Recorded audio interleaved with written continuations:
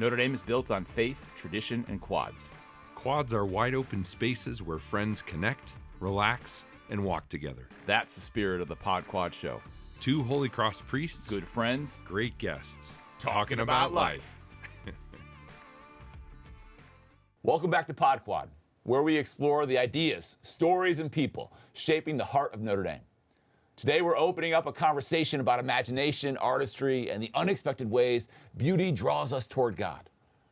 Our guest is Carolyn Pirtle, Program Director for the Notre Dame Center for Liturgy at the McGrath Institute for Church Life. She's a theologian, liturgical musician, and a composer whose creative work, from sacred music to full-scale musicals, has shaped the prayer and imagination of countless people on and off campus. Carolyn brings a distinctive blend of technical mastery, pastoral insight, and a deep conviction that beauty can become an entryway to wonder. We'll explore her creative process, the role of art in faith formation, and how she sees beauty influencing the spiritual life of students and families. So settle in. We're stepping into the imaginative world of someone who helps the church not only think more deeply, but also see more clearly, pray more fully, and hope more boldly. Carolyn, welcome to Pod Quad. Thank you. It's great to be here. It is so good to have you here. We're so excited. And so maybe I'll just jump in with the first question here. Sure. Start thinking about your own vocation and this great capacity you have with music. At what point in time did you think to yourself, like, maybe this musical aspect might actually be the way that I fulfill more deeply, more broadly my vocation? Yeah, so I'm a cradle Catholic, and I started taking piano lessons when I was 3. So I really actually don't remember a time when I couldn't play the piano. And when I was a kid, I was in youth choirs all through grade school and into high school. And so there was never like one particular moment where I thought, oh, these two things go together. They just always have. And so I remember being in like 4th or 5th grade and thinking, wow, music seems to be really important for people in their life of faith. I was cantoring by the time I was a 6th grader. Crazy. And playing for masses by the time I was in high school. So like it was just kind of how I grew up. And then by the time I got to college, I think that was when it really clicked. Like, actually, I think this is my path, because it seems to be the one that I've always been on. So, yeah. Sometimes the one that is most obvious and most intimate to ourselves is, in fact, surprisingly, where the Lord is leading us. And I think there's a lot of grace in that, because I think if I had to try to figure it out, kind of separately, it would have been a lot more difficult. But thanks be to God, like this has just always been a part of who I am. I'm a Catholic first and foremost, and I think a musician right after that. So they're very, very closely intertwined. That's really cool. That's cool. That's awesome. Hey, can you talk about that movement from, your training in classical piano and composition to theology and liturgy? Like, how did that movement happen in your life, in your story? So I find performing incredibly stressful. I played classical piano for a lot of years. I have a degree in piano performance, and you have to do recitals as part of that degree. And I was so anxious about performing that it was just, I knew pretty early on when I got to college that was not the path that I was going to pursue as a professional pianist. And so I think the shift to theology happened because I was really involved in the Newman Center at my undergraduate university, Kansas State, and it just really fused those two things together. I started writing, and I was writing things that the choir would perform at K-State, and so that was such a formative experience and really transformative, because it showed me that, like, actually you don't have to be a professional pianist in order to help people grow closer to God through music. And so after I did a master's degree at K-State, I had to do a lot of pieces that were not sacred in nature as part of that work. But my master's project actually was, I wrote a symphony. It's like a double concerto for violin or viola and cello. I've done nothing with my life. No, Oh my gosh. no, like it's never been performed. So, that's I'd It's love a theoretical concerto? It is actually. Okay. It's still just on paper, but it was a double concerto for viola and cello, and the whole thing was like this musical meditation on the relationship between Jesus and Mary. So Mary was the viola and Jesus was the cello. And so, like, even in the midst of this, secular university, I was trying to do work that like combined my love of music with my faith. And so then I came to Notre Dame to do my master's in sacred music, and it was like, oh, I don't have to make that distinction. Like I just get to go for it, and it was really, really wonderful. So the question everyone's asking and thinking right now is what's preventing you from making sure that concerto kind of comes out and publicly is displayed? That's a great question. I honestly haven't revisited it since grad school, and that was 20 years ago now.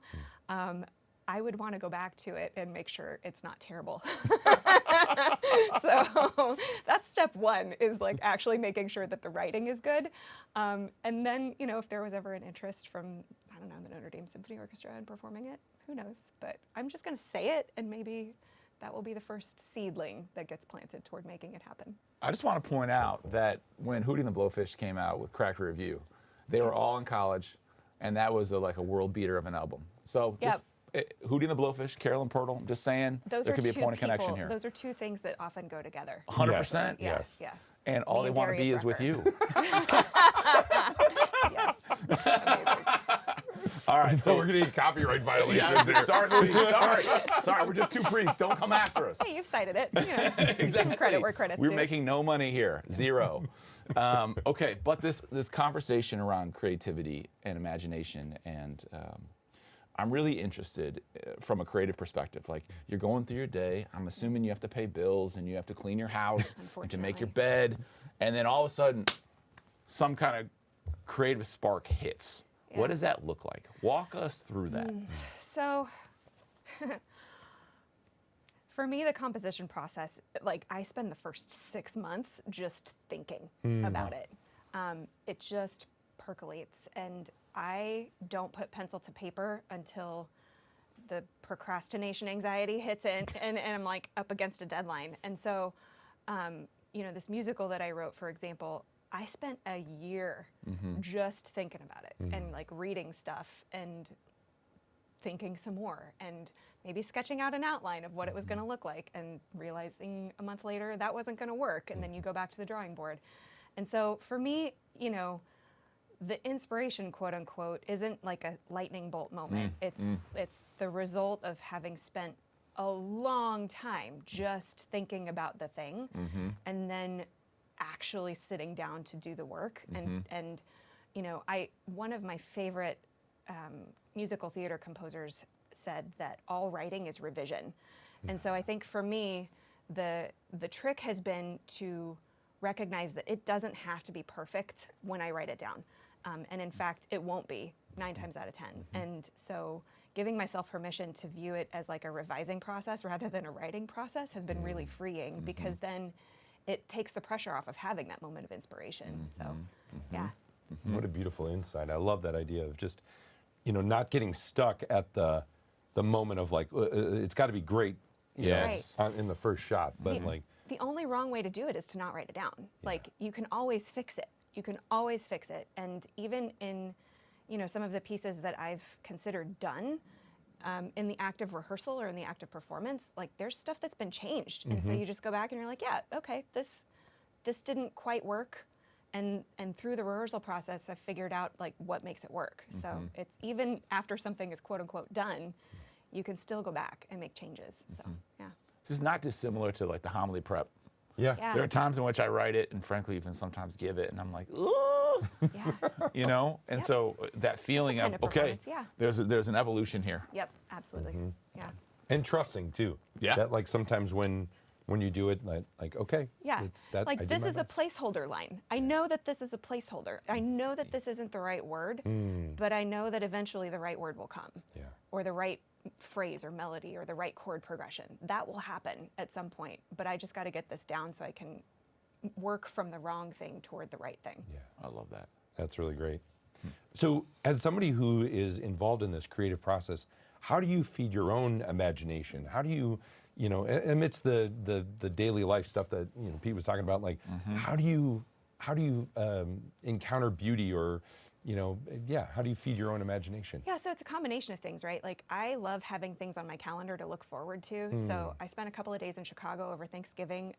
My sister's also a musician, and she's the music director for the national tour of Hell's Kitchen right now, which is the Alicia Keys musical. So I went and saw that, and I know, she's ridiculous. Anyway, but so it's like big things like that, like going to the Art Institute or going to the Raclin Murphy Museum, like just taking time, or even going to the Basilica and just sitting there and taking in the beauty of the stained glass, like having those moments where you're intentionally putting yourself in the path of something beautiful and just opening yourself up to receive it. But we can't always have those big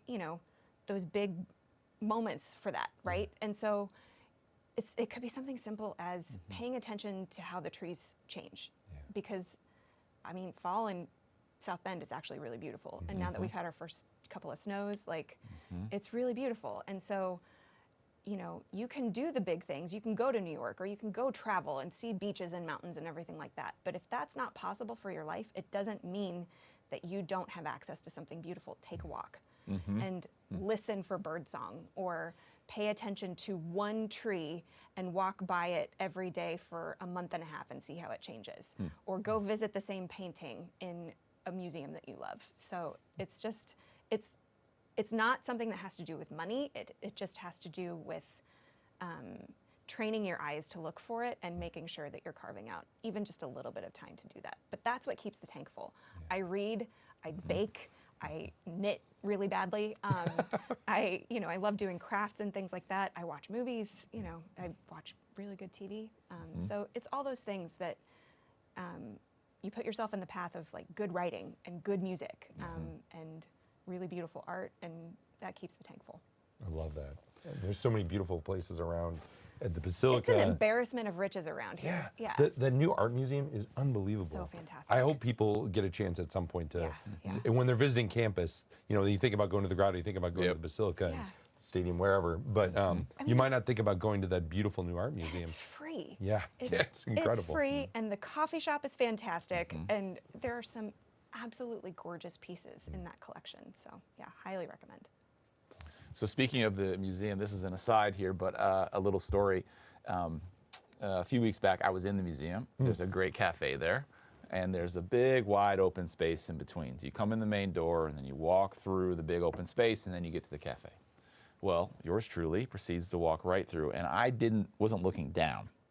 And so I continued to walk, and all of a sudden I noticed there's this thing on my foot, and it's red, and I don't know exactly what this is. I'm like, this feels like a trip hazard. But then I quickly go and I put it back, and then I step over it and I proceed. 10 minutes later, there is a woman doing an interpretive dance using those red things. It was an art installation Oh my gosh. that I proceeded to step on and drag with my foot. So I'm not welcome back. So I encourage you all to go, but don't say that you know me. But yeah, there she was. She was doing beautiful interpretive dance with those, whatever they were, red things that previously were on my feet. Oh my gosh. So anyways, okay, now. You, Carolyn, have taken the time over the course of the past couple years. One of the projects has been a musical on the Eucharist. Walk us through what that was like, taking these sacred texts, texts that people know so well and have such an intimate connection with, and then presenting them artistically. Yeah. It's a lot of pressure. I mean, that is the project. I think it took me 2.5 years, close to 2.5 years to actually do the writing part. And then we workshopped it with a program called Notre Dame Vision, and then that kind of showed me where the cracks were. So then I went back and spent the next year revising. And, I, as director of the Center for Liturgy, obviously the liturgy is a very important part of my work and certainly of my life. And so I wanted to do a piece of theater that was inspired and rooted in the liturgy. So in the Catholic Mass, there's this mystery, it's this mysterious reality we call anamnesis or anamnesis, where by remembering a past event, like the passion, death, and resurrection of Jesus, in the act of remembering, that event is made present. And so I wanted to integrate that into the way I told stories in the musical. So at many points throughout the show, a character will start telling a story, and as they tell the story, it comes to life on another part of the stage. So there's these simultaneous stories unfolding. which is a lot of fun, and it gives you a lot of like liberty to be able to kind of reinterpret these stories a little bit while still being really faithful to the source material. So I think for me, fidelity to the scriptures was the most important thing. Yes. So when it came time, for example, to write the Bread of Life discourse, that was one where I was like, I don't know how you guys preach on this for 6 weeks in a row, because it came time to like set this to music, and I thought, no one needs to hear Carolyn Pirtle's take on the Bread of Life discourse, so I just decided to set the scriptural text. So everything you hear Jesus sing in like this 12.5-minute number is straight out of the 6th chapter of the Gospel of John. Wow. And there are other characters kind of providing commentary on it, but for me, I think, preserving the scriptures as much as possible was really important. Along with that, though, like, you hear the phrase Eucharist musical and you think, oh, I'm gonna go see a Jesus show. And like, we have Jesus Christ Superstar, there's Godspell, there's like other Right. musicals They're that out have there. treated the gospel story. But this one, like, you hear that and you're like, this is gonna be like a heavy, like kind of a downer maybe, I don't even know. And so it was really important for me to find moments for comedic relief. And so, on average, there's like one pretty solid joke, like per musical number. And actually, Jesus has some of the best jokes in the show. And so I think, it was a lot of fun to provide those moments of levity because it really humanized all of the characters, and it allowed, I think, the audience to experience these stories that they've heard numerous times, like they were hearing them for the first time, So. Who, when you were thinking about characters, did you have a vision for, okay, this is what Peter's going to be like, or this is what Jesus is going to be like, or how are you drawing and kind of fleshing out these characters? Yeah, so I didn't really, I knew broadly how they were going to interact with each other, like on the page. Yeah. But the gift of live theater is that your actors bring so much to the table. Helpful. And so, as the like theater is not a one-person process, right? I'm not going to be able to do a one-woman show version of my Eucharist musical. It's just not going to happen. Yeah. Also, I'd probably get fired for like trying to play Jesus and all of the, like that would not be good. But what I loved in the rehearsal process was seeing the different things that each performer brought to their character. And I think the more time they spent with the material, the more, it's like the more time you spend with scripture, the better you get to know Jesus. And so the more time you spend with the material of the musical, the better you get to know your character, and the more authentic your performance is going to be as a result. And so I really, I had no preconceived notions of what they were going to sound like or what they were going to be like. But now that I've seen the performance, it's hard to imagine it any other way. And so it's like when I hear certain lyrics or certain dialogue, I hear them in the voice of the person who played that character. Whoa. So that's been a great gift that my actors gave to me in this whole process. That's awesome. Yeah. So you performed this live, was it 2 summers ago? Summer of 24. Summer of 24. Yeah, so almost 2 summers ago. Yeah. But most of us haven't gotten a chance to see it or interact with it. I've gotten to hear a lot of the music, which has just been incredible. And Carolyn actually came and spoke to my Remic leaders in the summer in my class. It was amazing. It was the week of the show. It was the week of the show. Yeah, and a ton of free time. Jeez. It was amazing. But how are people going to encounter this now moving forward? It's such a treasure. It's so important. And people are going to want to not just see this, but perform it. Yeah. So we're doing a cast recording, and it's going to be available, hopefully. We're going to release it in phases. So the musical's written in 3 acts rather than the traditional 2-act structure. So the goal is to have Act 1 ready by Lent, and then Act 2, which is actually set during the Last Supper, we're aiming for Holy Week. Go figure. And then Act 3, which is set in the early church, we're hoping for an Easter release sometime. So the audio will certainly be available, and I've structured it so that you'll get a really good sense of the show just from the audio recording. We did do a video recording of both performances, and they were able to cut together a really great kind of archival representation. You know, live theater, something always happens, and it's almost always something to do with the microphones. So that's just how it goes, because you've got people moving around and they're changing costumes and everything. Things happen. So it's not perfect, but it gives a really great representation of what the show is. So we're hoping to figure out ways to make at least excerpts of that available. And then we're also in conversation to figure out how to make the parts available. So like, for example, if a Catholic high school wanted to license the material to perform it, they will hopefully be able to do that very soon. So, That's awesome. yeah. I'm so glad to hear that. Yeah, I mean, it's pitched at a level that high school students could do this well. And I think it would be a lot of fun for people, so. I think it's going to be transformative. And, I hope so. And get ready, world. This is going to explode into popularity. And you heard it here first. So, Carolyn, can you share with us maybe like a moment of beauty that became a pathway to God for you? Something that still stays with you and shapes your work today? Oh, man. So there are pieces of music that I come back to a lot. One of them is called the Lark Ascending. It's by a British composer named Vaughan. And he actually wrote a lot of hymn tunes that you would know from church. But this piece of music it's so stunning. And I get to the point where I don't have words to describe it. But I just know that like when things get difficult, or when the tank is empty, that's something that I come back to. So that, is a kind of moment of beauty. But at the same, it's kind of like what I was talking about before. Like, there isn't really one moment that I come back to again and again, because God is so faithful and God is so good that he keeps showing me new ones. And, you hold on to, I lived in Ireland for a couple of years, and so there are places that I will revisit in my mind. There's this retreat center on Curracloe Beach on the west coast. It's actually the same beach where they filmed like the Normandy invasion in Saving Private Ryan. Wow. Oh, wow. And so it's absolutely stunning. And when I miss Ireland, like that's where I'll travel back to in my mind's eye. There are other things like that too. But yeah, it's not just one moment.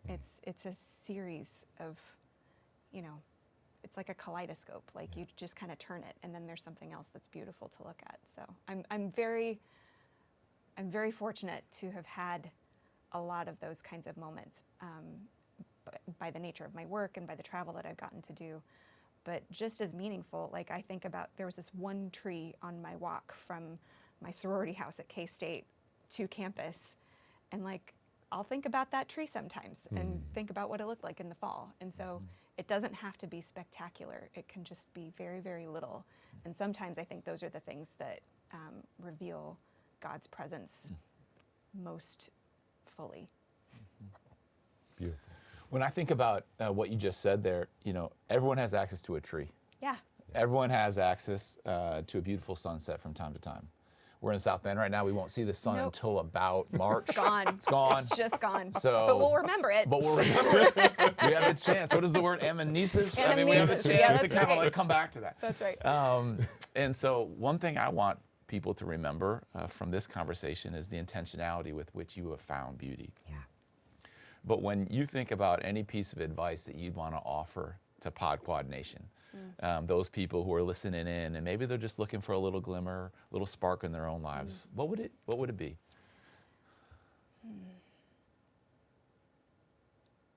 Take time to look.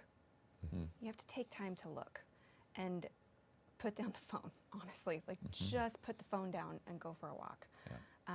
Because I'm as guilty as anybody of like being constantly glued to the phone. Yeah. And it's doing something to our brains. Yeah. And it's not good what it's doing. It's like it's eroding our capacity for sustained attention to a thing. And you can't cultivate a contemplative disposition or a creative disposition unless you're able to pay attention to something for a sustained amount of time. And so, yeah, I think if I were to give any advice, it would be, even if it's just for 10 minutes, put the phone down and look out the window.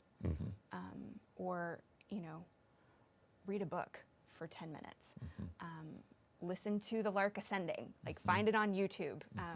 whatever that looks like for you, do that and do that every single day. You know, there's this burgeoning field called neuroaesthetics, which is fascinating. There's this amazing book called Your Brain on Art. And it's all about neuroaesthetics and like what the experience of the beautiful is doing to our brains. Wow. It is incredible. And it staves off dementia, and it helps us be more open to building community. It can stave off depression. Like the benefits to our mental and spiritual and relational health, just by virtue of putting ourselves in the path of something beautiful, it's staggering. So this is real, like scientifically this is real, and biologically. And so I would just say, yeah, just go and do it. Like your phone will still be there. It's gonna be fine. I know it's gonna be anxiety inducing to walk away from it for 10 minutes, but gradually you'll get used to it, and you'll start to see things, and you'll start to hear the cardinals, and you'll be able to pick them out in the midst of everything else that's chirping in your ear, you know? You just have to make it a priority in the same way that you do physical exercise and sleep and being around friends and, you know, eating properly. All of those things that are essential to human flourishing and health. Experiencing the beautiful is every bit as important as those things. Carolyn Pirtle, I don't know that we can put anything more on this, but a thank you. Thank you, guys. This Really has been grateful. Really fun. Thanks for being with us. Yeah.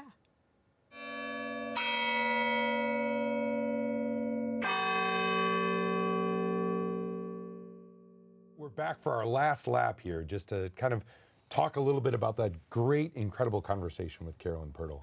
I mean, it's just so moving. Can you imagine she was a cantor when she was 6 years old? That's next level.